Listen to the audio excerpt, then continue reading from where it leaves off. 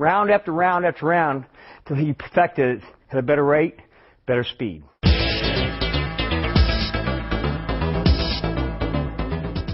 Okay, we've worked all these defensive moves. I spend at least one round a night on each move. Sometimes in a fight, you're in with your opponent, things don't go as planned. I don't have time to parry the punch. I don't have time to catch the punch. I can't roll under the punch, I'm out of position. I can't block with my shoulder. Last but not least, if I look up and the punch is right about here, traveling, getting ready to hit me, this is your last safety defensive move you can make without getting hit. It's to roll with the punch. I know I'm going to get hit. I'm going to let the punch land, and I'm going to spin it off. What it's going to do is, as an offensive fighter, I see his chin. I'm throwing a punch to land right there.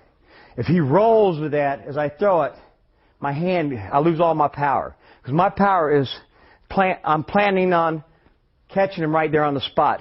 If he rolls that punch, for instance, if you throw that right hand, throw it.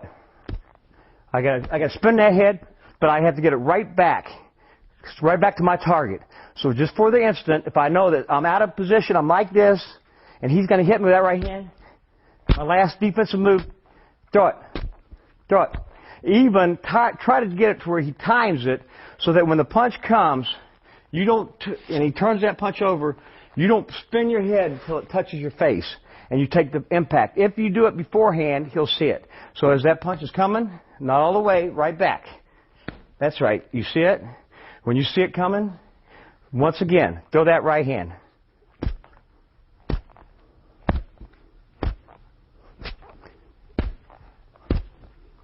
I make my fighter work it over and over and over. That's your last defensive move.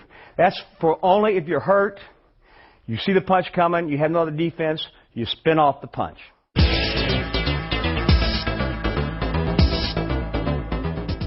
Now we've talked about how to block the defense of the left jab, Greg. We've talked about blocking the right hand, slipping the right hand, rolling the right hand. One punch you got to really protect yourself is against the left hook. You hear about a lot of people who are left hook dominant.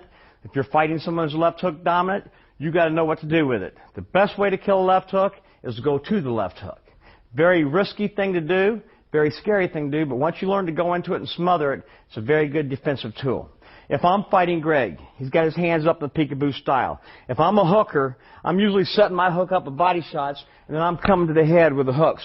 I'm trying to hook. Now, what he's doing right there is catching it with, this is a defensive move, amateur defensive move that you can catch the punch on your glove.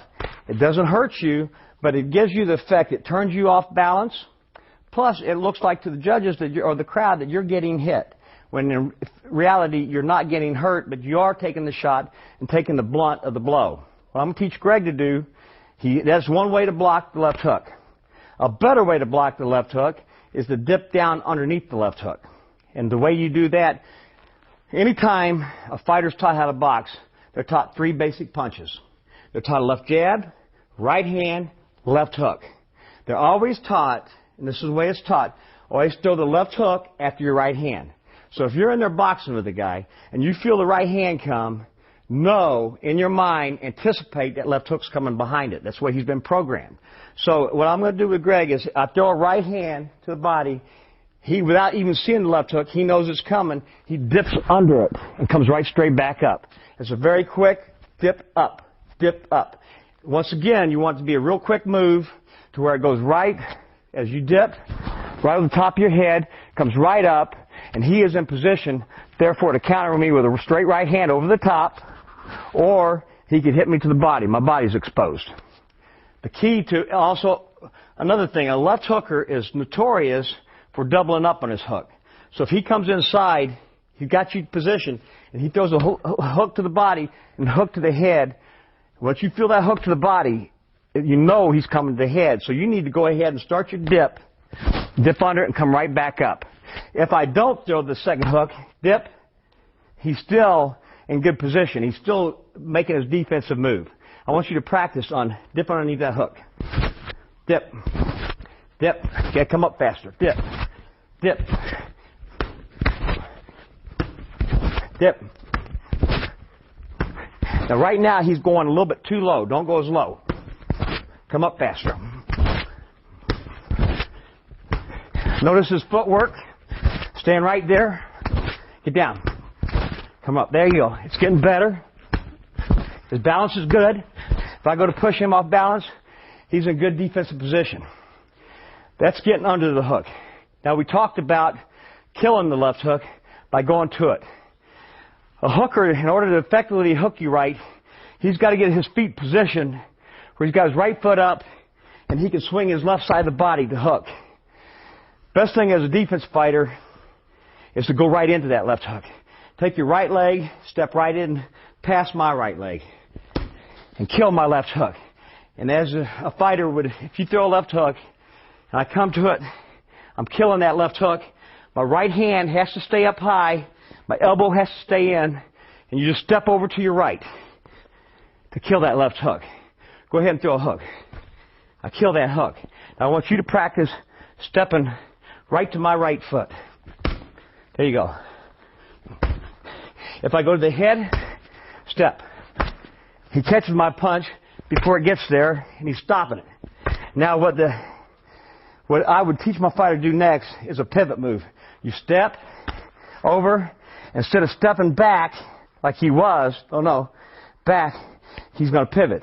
He's going to step over, and you're going to pivot that way. Beautiful. I want you to practice that. There you go. Now he's made me, as an offensive fighter, stop and have to turn. Anytime you can make your offensive fighter do things that he doesn't want to do, you're winning the battle. Once again, I'm going to have him step, kill it. Beautiful. Got to be quicker now. There you go. Spin. There you go.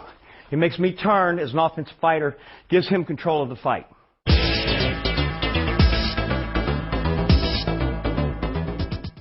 Last but not least, we're going to talk about defense against the uppercut. The uppercut is the most deadliest punch in boxing. Reason why you don't see it coming. It comes from underneath. Usually it's out of your perspective, your zone that you're looking at, and you don't see it coming, and it's a very effective punch. There are ways of defense against an uppercut. Usually, you know an uppercut's coming, especially if a guy slips inside your left jab. He's in here. One of the most deadliest punches when he's inside is to shoot the uppercut at you. Well, the way to block that is the same way you blocked the jab. Only, it's not coming up high, you're going to block it right here. You're going to take your right hand, you're going to catch it right here in front of the right like that. You're going to catch it and get right back, because I'm going to come, but you don't want to come down. You want to catch it right here. Throw an uppercut. Well, let's not do that. Let me throw uppercuts at you. There you go. Now, he's catching it. He's staying right where he's at. He's seeing it. The thing I don't want him to do is to reach too far. I think sometimes your fighter gets tight. He reaches like this. You've committed yourself. You got to catch everything right here. If he doesn't throw it, it's no big deal. If I throw a right uppercut, he's catching it. See? Either hand, he's catching it. Keeps his head stiff. Catch it. Stop it. That's it. Beautiful. That's how you block an uppercut coming that way. Another way to block the uppercut is obviously to slip your head, as we did with the jab. Slip it that way. That's right. There you go. There you go. Make him come to me. You pull him back. I want you right here next to me. There you go. Usually uppercuts are when you're in close. Your opponent's throwing uppercuts. Now catch a couple of them. That's right. We're in close. He's seeing it. You can catch it either hand. You can catch it with the left hand. Catch the right with the right, left with the left. I got my fighter working. I throw some body shots. Make sure he's blocking body shots. That's about the only thing you can do with an uppercut. Remember, if all else fails, use your legs, get out of the way.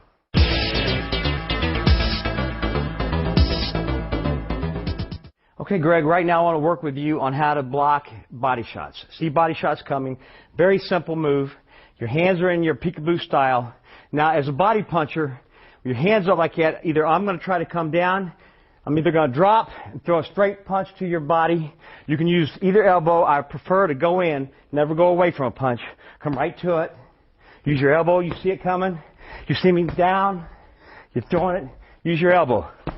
That's it. Block it. That's it. Come right to it. If a hook, come the other way. Come right to it. See how he just brings his elbows in is what I'm looking for. Now, fighters, a lot of times you'll see them loop punches trying to get you to open those elbows up. The correct way is just pick your elbow, drop it. Drop it down. That's it. Not very far. You notice he doesn't take his hand away from his jaw. He doesn't want one of these, so he's protecting himself. And I'll just throw punches, looping punches at my fighter all night long. Getting him used to blocking. See it? Block it. See it? Come to it. Turn into it. That's it. Beautiful. Now that's the way to block body shots.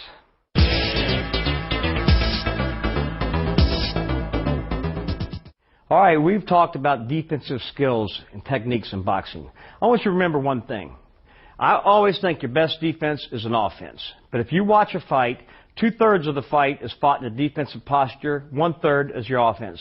So you should spend at least 2/3 of your time in the gym working defense. If you're a good trainer, if you really want to learn to box, learn how to work a defense. It's the name of the game. The art of the science is to learn how to fight defensively, stay close enough to your opponent so you can hit and not be hit back.